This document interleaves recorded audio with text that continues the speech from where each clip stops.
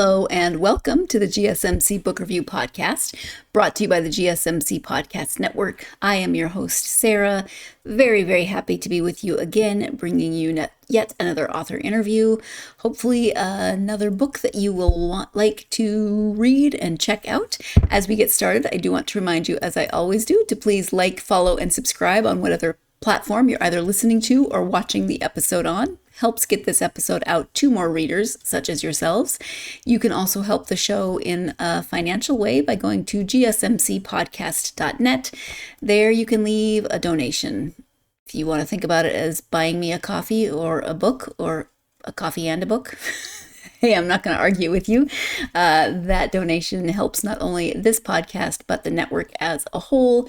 Your support is always greatly appreciated, no matter what form it takes, whether that is leaving a donation, liking, following, subscribing, sharing the episodes, following on social media, etc. It is greatly appreciated and always has been. The podcast does not exist without you and your support, so thank you past, present, and future for that support. So today is Wednesday. How is your week going? Middle of the week. Hopefully you are cruising nicely toward the weekend and you have something fun planned. It's a normal week for me. My days are always different and always the same. Kind of like the same but different. And my dad used to say, it's the exact same thing, only different. That is the schedule that I work on anymore with my teaching. So kind of the same hours, but not always. Always different students, always a different adventure. So that is fun. We had a relaxing weekend for the most part, and now we're just in the middle of another week. And I hope that you are enjoying some nice summer weather. If you're watching the NBA Finals, you're enjoying that. I think Game 4 is tonight. I'm seeing World Cup coverage, so maybe you are a soccer fan and you are watching that. Enjoy whatever's going on in your life. I hope it is wonderful and bringing you joy. It's started to warm up here, not too hot yet. I think it was mid to high 80s today, so really not bad. I cannot complain. Of course, we are here to talk about a book and an author interview, and this week I am speaking with author Kelly Murphy, K.L. Murphy, about her book, The Great Forgotten. This is historical fiction again, in two periods, so 1988 and 1918. 1988, 38 years ago. So yeah, I guess we can still call that historical fiction. 1918 is a little easier to get my brain to think about that, but we have dual timelines. One war, two loves, a lifetime to remember. July 4th, 1918, Nashville, Tennessee. Even as the war in Germany drones on, patriotism swells at home. There are celebrations, music, and dancing, but for five men, one train engineer, one porter, one salesman, one farmer, and one thief, the world will soon take a terrible and tragic turn. Summer, 1988. Ginny Campbell is a young woman unsure of her marriage and her future. Moving into a new house, she finds an old abandoned trunk filled with carefully wrapped memorabilia, photos, and a woman's name. Intrigued, she sets out to uncover the mystery of the steamer trunk, leading her on a sweeping journey of love and loss that stretches back to 1918. Inspired by a true event, the Great Train Wreck near Nashville on July 9th, 1918, when two passenger trains collided due to human error, was a horrific disaster that killed over 100 people and injured hundreds more.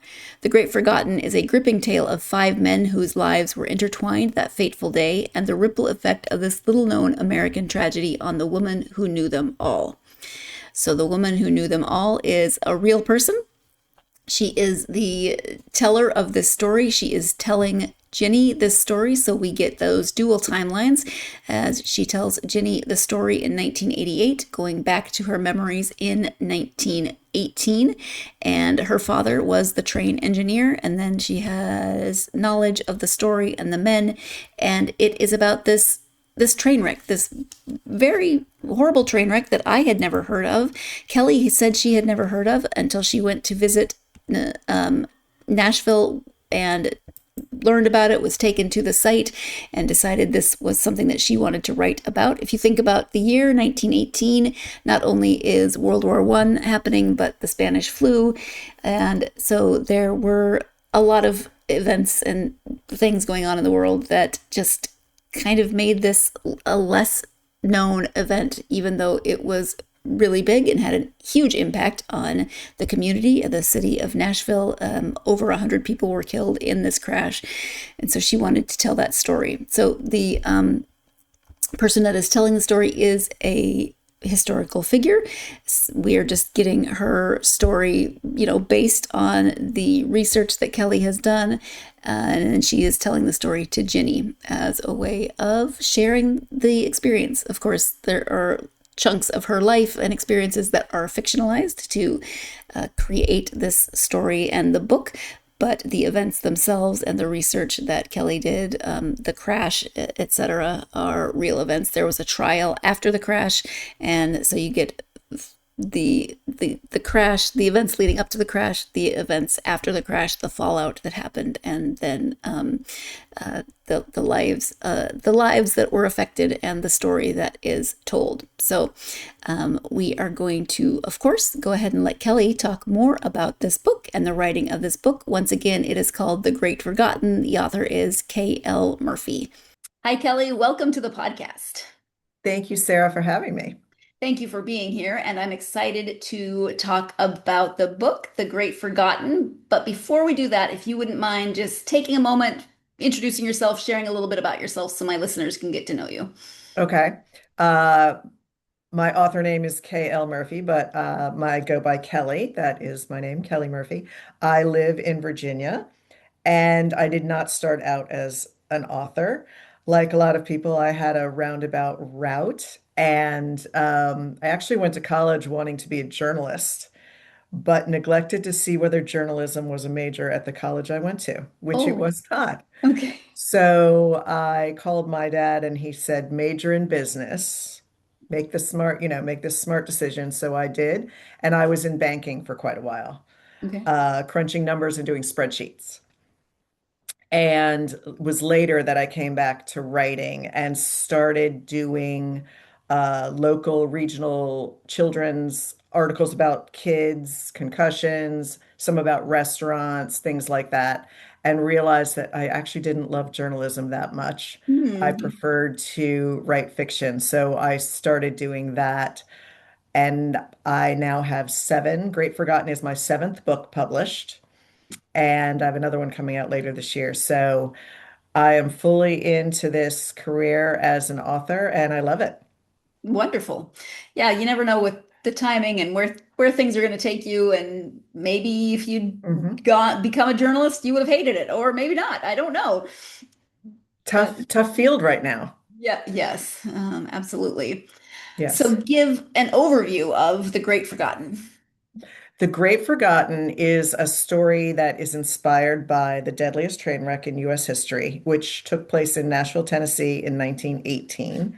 It is very little known, being sandwiched, of course, because it's during World War I, and then just a few months later, we had the Spanish flu. Yeah. So it just didn't get a lot of press, and it's literally a footnote in history. Well, It sort of spoke to me and inspired this story, which centers around five men who were there that day and one woman and her story. and so what was the point, because it is inspired by this true event, what was the point where you were, you realized this was an event, you were maybe reading up on it and you thought, I need to write this. What was that point for you?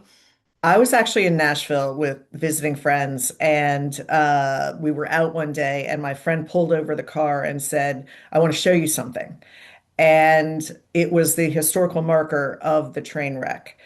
At the time, the train wreck wasn't that well known in Nashville up Hmm. until maybe it was 2008. And there was a woman and some other people who started wanting it to get its place. So the marker had not actually been there all that long. So he showed me the marker and I read it. He knew I was an author, and I think he was hoping to inspire me, and he did. And I went back home, I was working on something else, but started just casually researching it and realized there had been one book written about it. And it was a nonfiction book by a local woman in Nashville who was an amateur historian. And she was actually the one who was one of the champions behind this marker getting erected. She's great. Her name is Betsy Thorpe, and she was known around town as the train wreck lady. But there was nothing else. And most of her book, the first third of the book was about the train wreck, and the latter two-thirds was all about a trial with where the culpability lay after the fact. Yeah. So I just felt like it was an untapped story, and no one knew about her book. It really wasn't known outside of Nashville itself. Hmm. There had been a couple of country songs written about it, but neither of them were hits. So again, people didn't know about it and they weren't huge artists either. Right. So it Right. just, again, kept being below the radar. And I just felt like the more I read about it, felt like it deserved more attention. No. There were over 100 people killed in the train wreck. Is that correct? Yes. Yeah. Yes. So, and it was two trains. The signals got mixed somehow. Two trains on the same track, unfortunately. Yes. Yeah. So Exactly. obviously Exactly. we don't want Coming to. around a curve at a spot so they didn't know the other ones were there. The other Right. one was there. Yeah. And obviously we don't want to give a lot of the story away, but No, no, no, no. so obviously we know that there was a crash. The book the description of the book told us that there was a head-on collision killing over 100 people, but other spoilers, there's a lot of other details that we are not talking about in terms of this story. You've gotten the overview, you've gotten the description of the book, etc. There's a lot more details in addition to what you have heard so far. Hopefully you are intrigued. Hopefully you want to learn more about this historical event, this unfortunately tragedy, but the lives of the people involved. We are going to go ahead and take our first break of this episode. When we come back, we're going to be talking about those two timelines, but also the different points of view, because you get the 1988 point of view with Ginny, but in 1918, you're getting Ella May's story, but she is telling the story of the five men. So you're getting her telling the story, but you're also getting the story from their perspective in some ways. So there's two perspectives. There's also 7 points of view, depending on how you want to look at it. You're tuned in to the GSMC Book Review Podcast, and I'll be right back.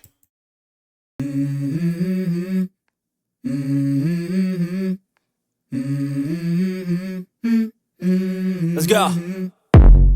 I wake up to a little bit of drool on my pillow, feel like it's gonna be a bad day. Yeah, I'm tired of shit, and the coffee ain't hit yet, damn, ain't that great. I don't wanna go to work, cause my boss is a jerk, and I'm not even that paid.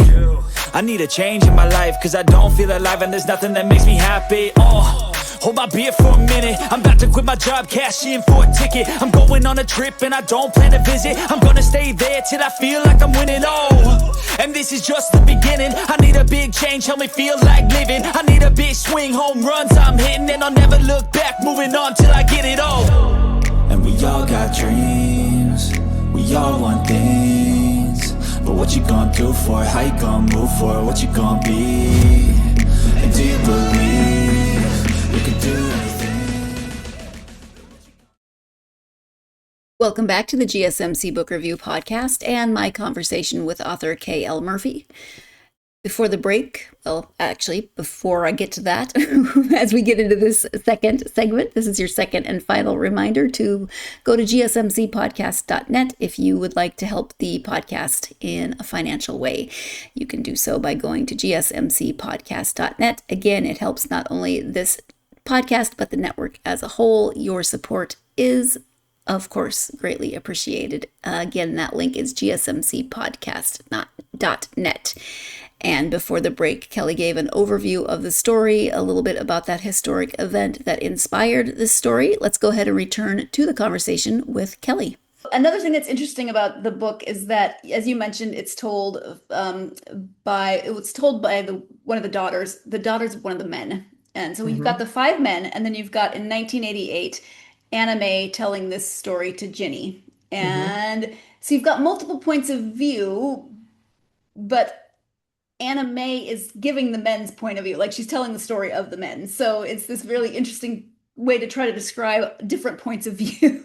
But of those seven Yes. characters, are there one or two that you want to highlight that people might really resonate with? Well, the first one I think people are going to resonate with, I kind of hope is Anna May herself. Yeah. You get to know Anna May in two time periods. You get to know her in 1918, you get to see her in 1988, and sort of figuring out how her life has evolved and changed. And she is telling the story of these five men, and one of them is her father. So that really, you see that relationship and you see the impact again, because he was an engineer driving the train of this train wreck in a way. Um, I think anyone, it's interesting, the five men, I've had different people say different things to me about which was their favorite. Sure. So it's really hard to pick one of those. I Yeah. think it depends on which plot line. Each of their lives were different. You had the Hmm. train engineer. You have a young man who was a farmer who was going to work at the gunpowder plant. You have a hat salesman, a young man. You have a porter on the train. And you have a man who is plotting a little bit of a crime on the train. Yeah, I was gonna say there's a plot. We'll just Yes. So it's which story. I had one person telling me that the crime on the train storyline was their favorite. They loved it. yeah, sure. Yeah.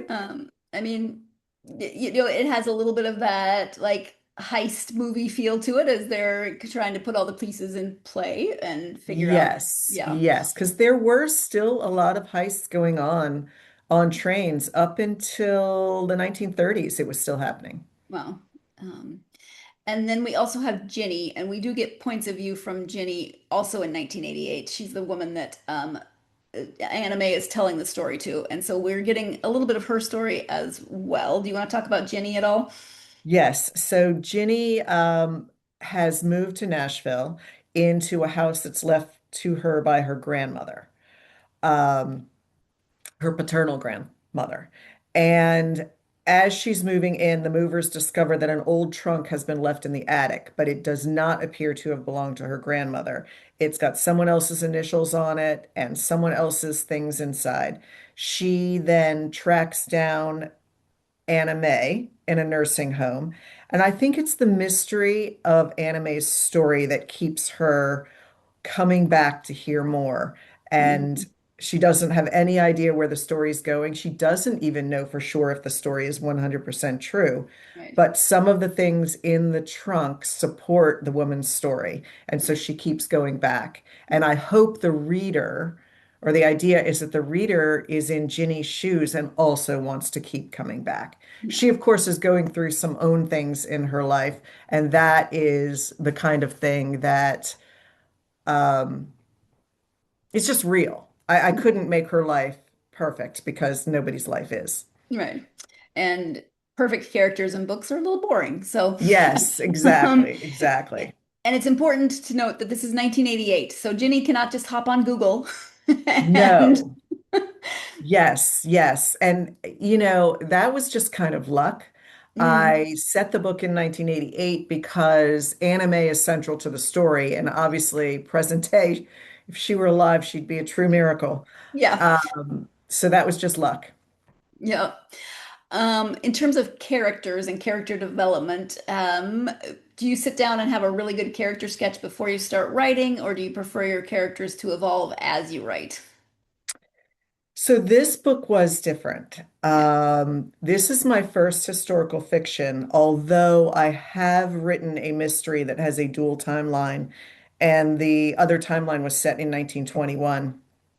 So because of this book, actually, I was already familiar with that, and that book was published first. But usually my character development happens as I go along because I am not an outliner. Hmm. So I will change characters, add to characters in different drafts and revisions.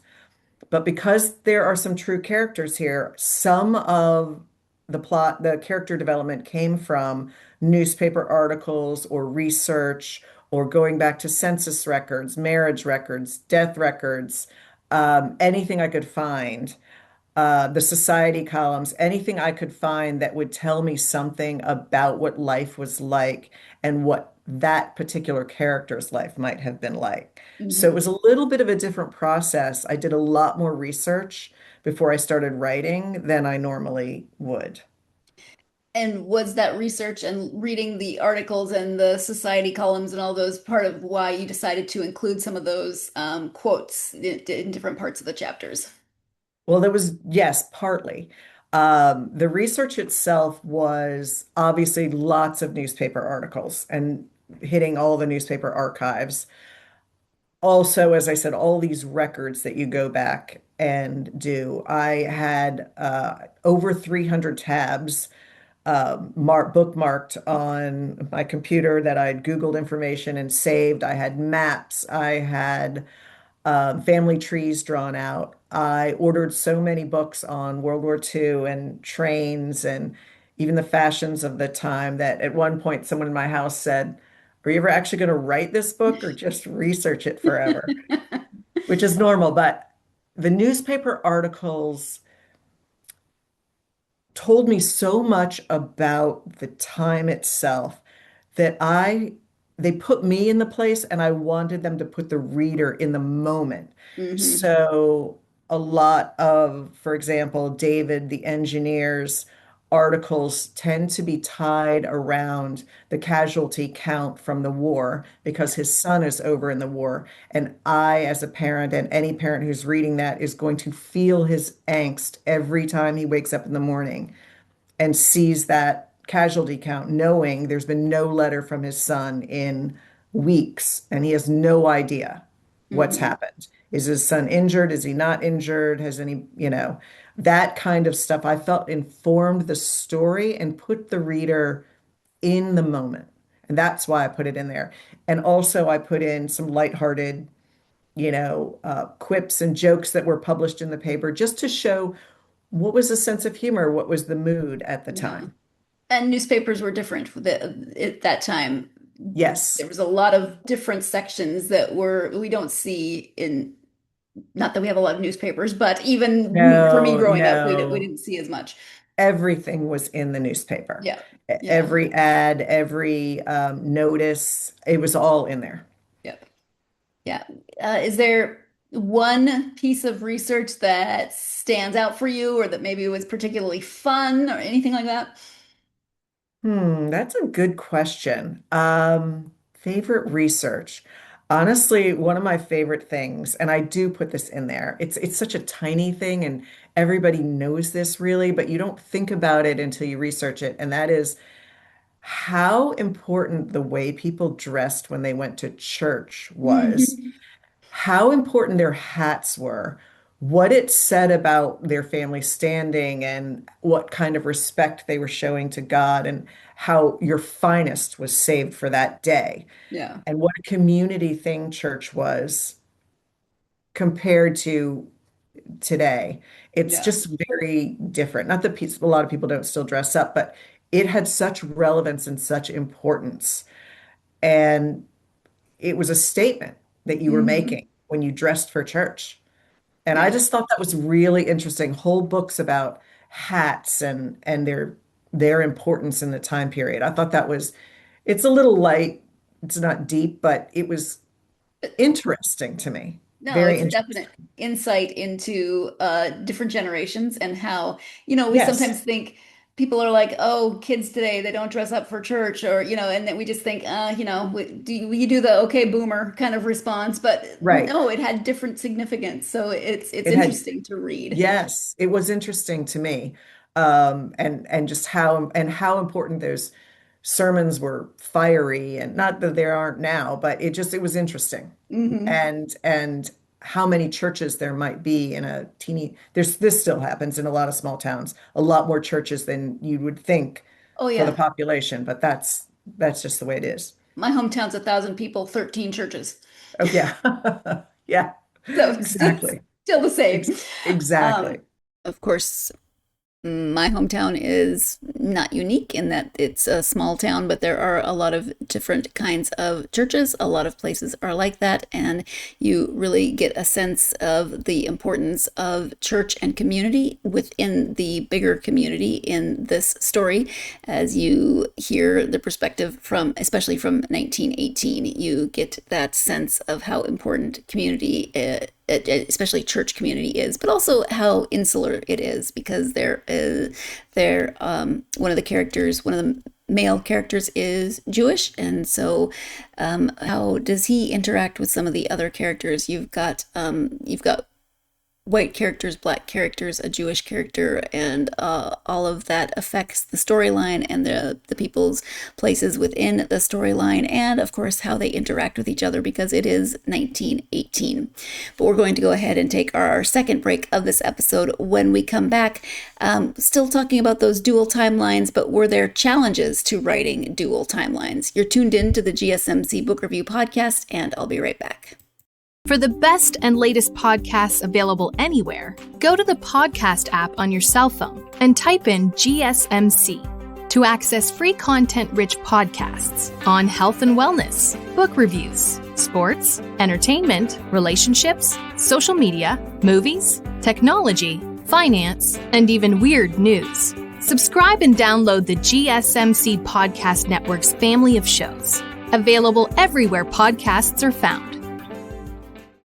Welcome back to the GSMC Book Review Podcast and my conversation with author K.L. Murphy. We are talking, of course, about her historical fiction novel, The Great Forgotten. Before the break, we were talking about church and the role of church in community and how it, of course, was its own kind of community. Let's go ahead and return to the conversation with Kelly. Were there any challenges to writing this story as a dual timeline? So that actually wasn't that challenging to me. And I've also been asked, did I write all of the 1918 chapters and then write the 1988 or vice versa? And no, I actually did it kind of by parts of the day or by the day. So I started right at the beginning with the 1988 and went back to 1918, wrote each section that I thought was important to that part of the day, switched back and forth where I thought the reader needed a break and where I needed a break as I was writing it. I did not find it hard to go back and forth because I felt very immersed in 1918 and I was here in 1988. That just wasn't that hard either. Yeah. Were there any challenges to writing? Well, with historical fiction, it's always interesting where that line blurs between the history and the fiction. So were there any challenges there? So one of the really fun aspects of that was I told you that Betsy Thorpe, who's an amateur historian in Nashville, had written a book, and I went down and met with her. So I toured the train site. I went to the wreck, the site of the wreck with her, had lunch with her, and had a long conversation. And I told her one of the things that I was planning to put into the book, which was a fictional relationship between two characters. And she was very excited about it because while we both knew that it wasn't true, she was excited because the two characters did actually live near each other Hmm. in real life. And so she loved the plausibility of it. So the challenge, I think, is to not create a fictional storyline that is just implausible with historical fact. Right. And so that's where you have to kind of be careful where you draw the line. And obviously, you don't want to create or give a character, a real life character, completely slanderous type characteristics. You wouldn't Yeah. want to do that to their ancestors or relatives or anything. I think you just have to be really conscious of that Mhm. and respect what's true. It's okay to make things up as long as there's still some truth to it. Hmm. that there could be. Uh, and so that was a lot of fun that Betsy was excited about some of the fictional things that I added in. Yeah. And also talking about the cause of the wreck. Hmm. Uh, I kind of came up with a semi-theory, and she was yes, because there is no actual evidence. Okay. And Yeah. so it's speculation. Right. There's an element of the book that one event can ripple through generations. And did you start out with that theme, or did that kind of evolve as you were writing, or I wouldn't say that I started out with that theme. What I started out with was the idea that you had over 100 people die. Whenever there's loss, there Mhm. is a ripple effect Yeah. and it changes people's lives. But in many cases, the dead were not identified because in the Jim Crow cars, sometimes people didn't know who died, and there wasn't a huge effort to identify. Um, I have a young farmer who is traveling to Nashville to work at the gunpowder plant. And lots of other people did the same, came from hundreds of miles away.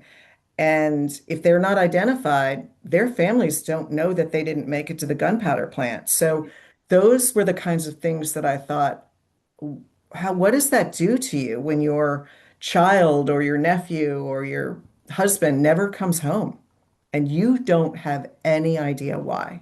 Hmm. And so that's where the inspiration also kind of came.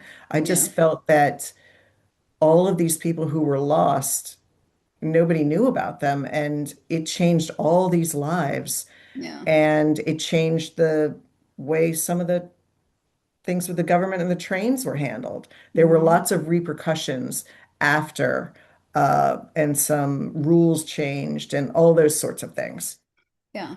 It's also interesting because this is a, a tragedy, and it would have impacted Yes, that community, but it's also in the midst of World War One. So you've got other families who are facing similar issues where they're losing loved ones. They don't know what's happening with their loved ones. And so I can yes. imagine that some of that grief, some of that tragedy got lost amidst the larger grief and tragedy. Yes, which is exactly, I think, what happened. It was on the front pages, but not for long.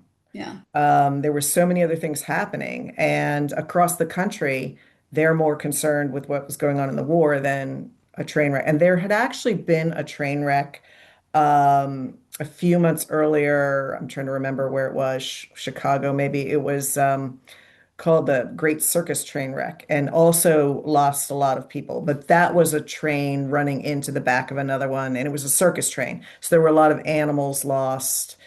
And I just think that the we all get desensitized. And I Hmm. think there was a little bit of that too. You've got war every day showing up on the papers. Yeah.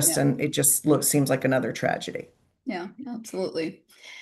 So your first foray into historical fiction, would you write another?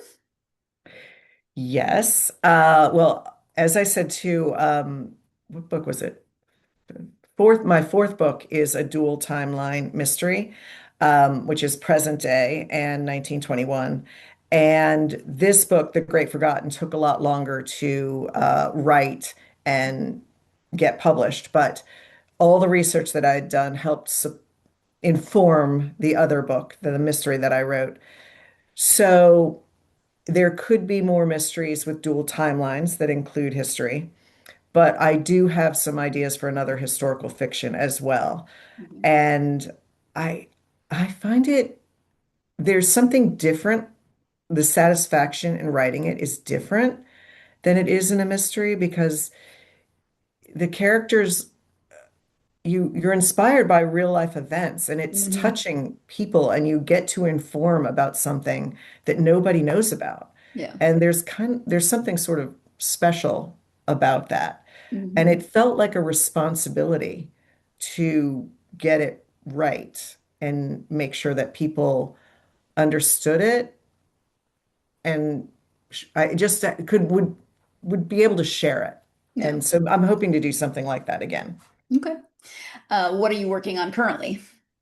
So currently, I am working on the third, I'm in developmental edits on the third in a mystery series that I have out now. I'm also potentially working on the second in the that dual mystery. There are two characters in there. There's been some interest in having me do a second one on in that one, as well as sort of doing some research on a historical fiction. Okay. So I have a lot going on right now. Yes, it's a lot to keep, a lot of details to keep straight in your brain. Yes. Yes. So you initially thought maybe journalism, and then you ended up in banking, but you clearly wanted to write in some capacity if you thought about journalism. What was that final push that said, you know what, I do like writing fiction. Maybe I'll try writing for publication. Yes. I thought about this recently. I do think I always subconsciously wanted to write. Um, I was editor of my yearbook in high school and on the school paper and all that sort of thing, which is why I thought journalism. But I did take creative writing. While I was working in banking, I got a friend to take creative writing with me at night. So clearly the interest was there. Yeah. And then when I took some time off after having some kids, I started writing at home because it just was, I just felt compelled to do it. And learned right away that I didn't know what I didn't know and had Mhm. no idea how long a book should be. And I overwrote and all of these sorts of things. And an agent got back to me and gave me some very good advice.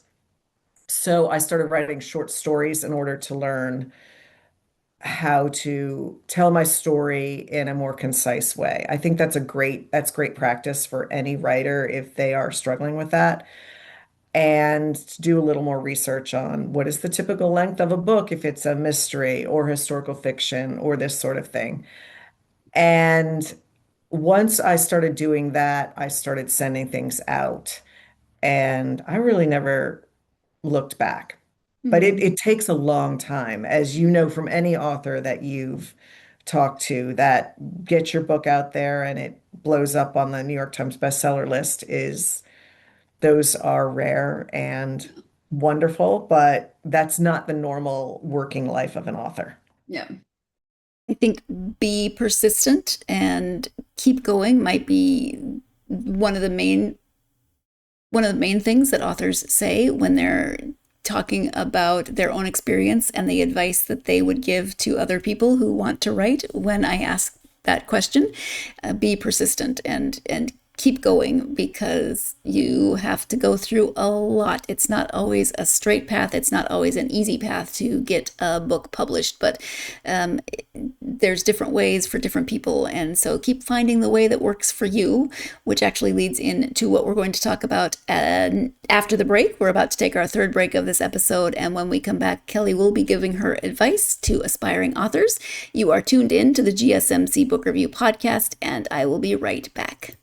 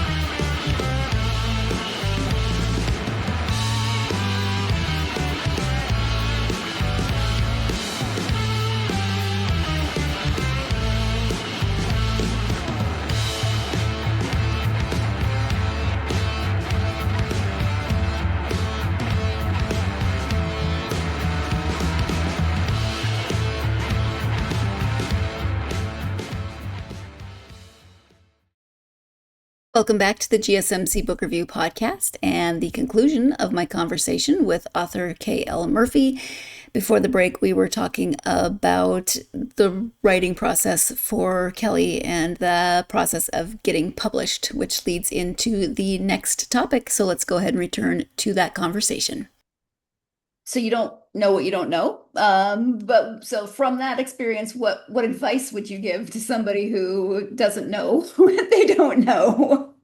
Yes, I tend to say this when I'm asked this at conferences too, and that is to connect. Even now, I could be better at that than I am. I think if you can go to conferences or any kind of writing festivals and make connections and meet authors, or it's great to meet editors and agents, of course, but other authors are so supportive of you. Hmm. In the mystery writing community, particularly, I find that people really, really like to lift each other up. I can't really speak about romance writers or that because I'm not in it. I'm sure they're Hmm. just as supportive. And if you can't go to those, then I would say try to make connections with people online. I do have some author friends that I've stayed close to, close as you can be virtually, Right.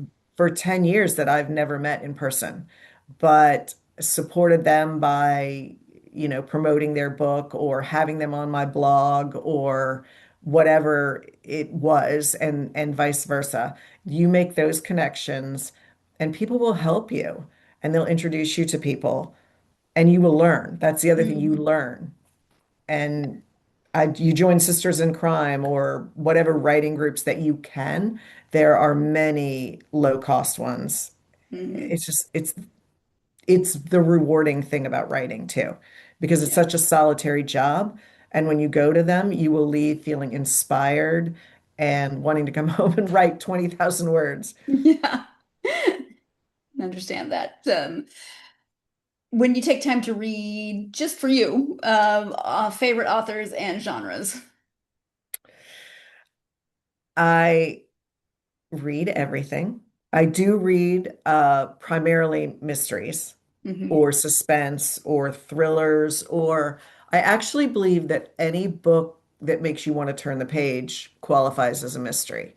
My favorite book of all time is Rebecca by Daphne du Maurier because I still can I just am so admire that she created this character that you never know her name the entire book.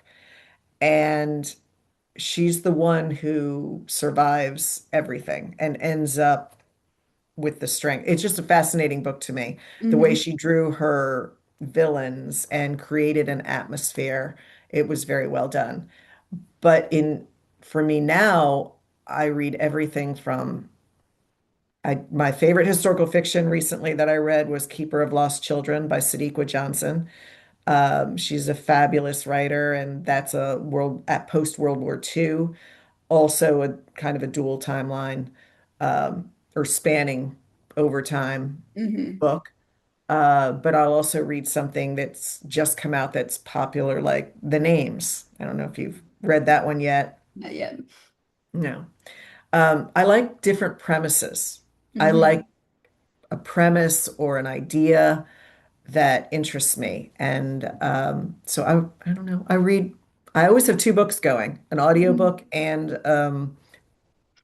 a reading book. Yep, me too. Always. Yeah. Always, yeah. Yeah. Because you can read them at different times. Exactly. One's for walking the dogs, one is for the evenings. Exactly. Yes. Uh-huh.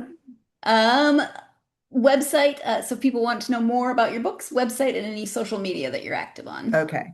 I'm mostly active on Instagram, which is KL Murphy author. I should know that off the top of my head. And my website, so you can get to all my social media off my website, which is kellylarsonmurphy.com. Okay. Um, and I love to respond to people. I do have a newsletter, but I do it rarely, so you will not be hit with a bunch of newsletters. All right. Yeah. They always sound good until you get them once a week, and then you're like, yeah, okay. No, no, no, no, no, no, no, no, no. Absolutely not. I'm not even once a month. So I really am in the, if there's something that we need to talk about, we'll have a newsletter or a giveaway or an announcement. But otherwise, Yeah. I'm not going to hit your inbox. Kelly, is there anything that we have not talked about that you wanted to make sure you highlighted during this time? Hmm. I think I would just say that I hope that people that get a chance to read this book respond to it, and feel free to reach out to me, ask me questions about the time period or anything about the book. I have done some talks about it. There's a longer 45-minute talk about how the book came to be and all the research and the different things that went into it. And love to do book clubs and that sort of thing and give that talk. So I would love to hear from readers if they want to reach out. Yeah, absolutely. Well, thank you. And thank you so much for taking time out of your day to talk to me about the book and writing it. I really appreciate it.